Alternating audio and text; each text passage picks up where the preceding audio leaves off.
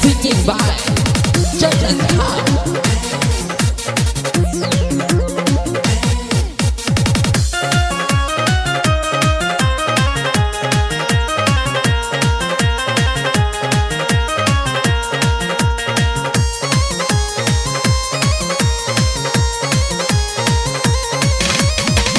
बंद हो जाते भैया बाल विवाह यो, बंद हो जाते बहिना दहेज प्रथा यो।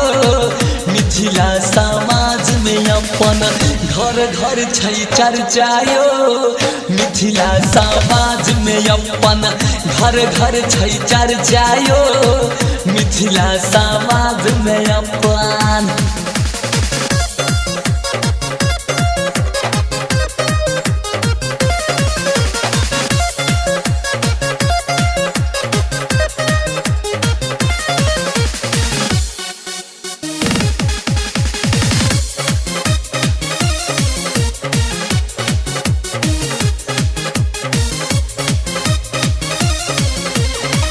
नीक छै संस्थानिक करै छी काजियो, अपना समाज में अब ना होतै बाल विवाह यो।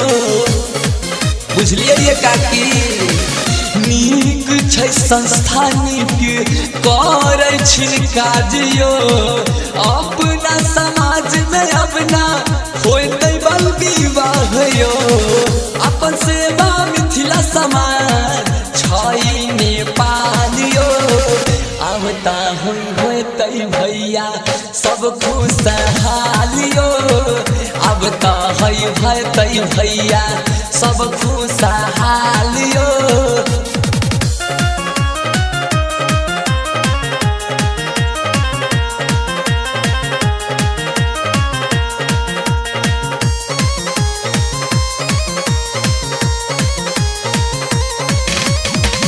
समाज से सब समस्या हटैथिन, छुआछूत वाला भेदभाव मिटैथिन।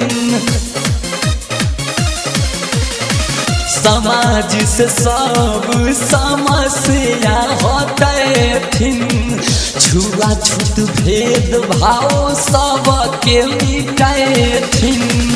अपना मिथिला में नया अभियान यो, हो जतै भैया सुनियो बाल विवाह बंद यो, हो जतै भौजी सुनियो दहेज प्रथा बंद यो।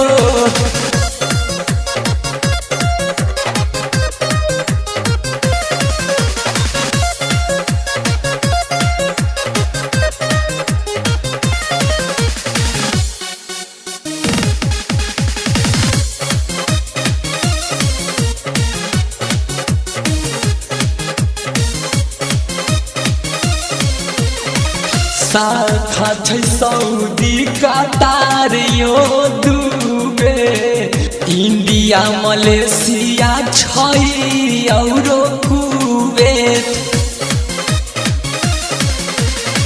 शाखा छै सऊदी कतार यो दुबे, इंडिया मलेशिया और छै कुवैत।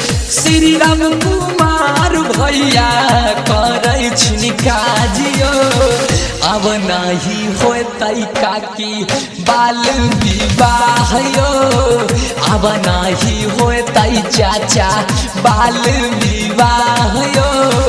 बंद हो जतै भैया दहेज प्रथा यो, मिथिला समाज में छै घर घर चर्चा यो, मिथिला समाज में छै घर घर चर्चा यो।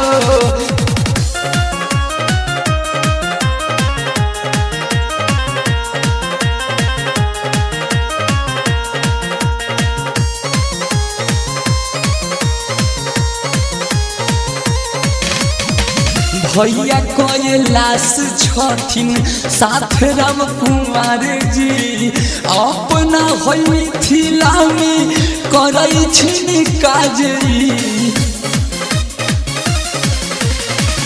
भैया भरत जी छथिन साथ तेजनाथ जी, भैया कृष्णा शर्मा साथ श्रीपाल जी, साथ साथ छथिन मनोहर प्रमोद भैया यो।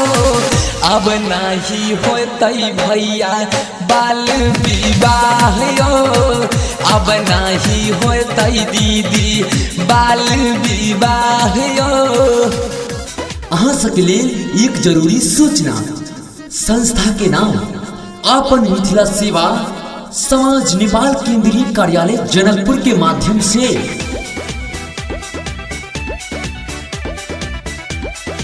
काम समाज से अनेकों समस्या के समाधान करे के अहाँ सबके और बता दै छी। बाढ़ी पीड़ित अपार असहाय व्यक्ति के सहयोग करे के और दहेज मुक्त मिथिला अपन अभियान चालू करे के, गांव घर टोला समाज घर घर से छुआछूत भेदभाव कुविचार बाल विवाह बाल हिंसा मुक्त समाज अभियान जेकर शाखा छै सऊदी कतार मलेशिया दुबई कुवैत इंडिया।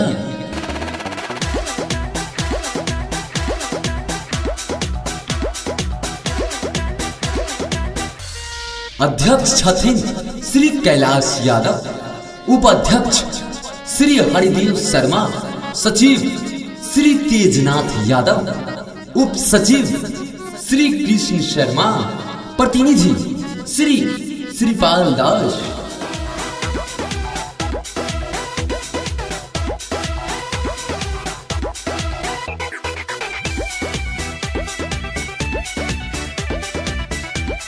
जी हाँ, और प्रमुख सलाहकार छथिन श्री राम कुमार महतो और श्री अशोक पासवान। शाखा समिति अध्यक्ष छथिन श्री राम कुमार महतो जी, राम कुमार महतो। शाखा कतार अध्यक्ष छथिन श्री भरत चौधरी यादव। शाखा मलेशिया अध्यक्ष छथिन श्री मनोहर यादव। शाखा कुवैत अध्यक्ष छथिन मोहम्मद आयुब।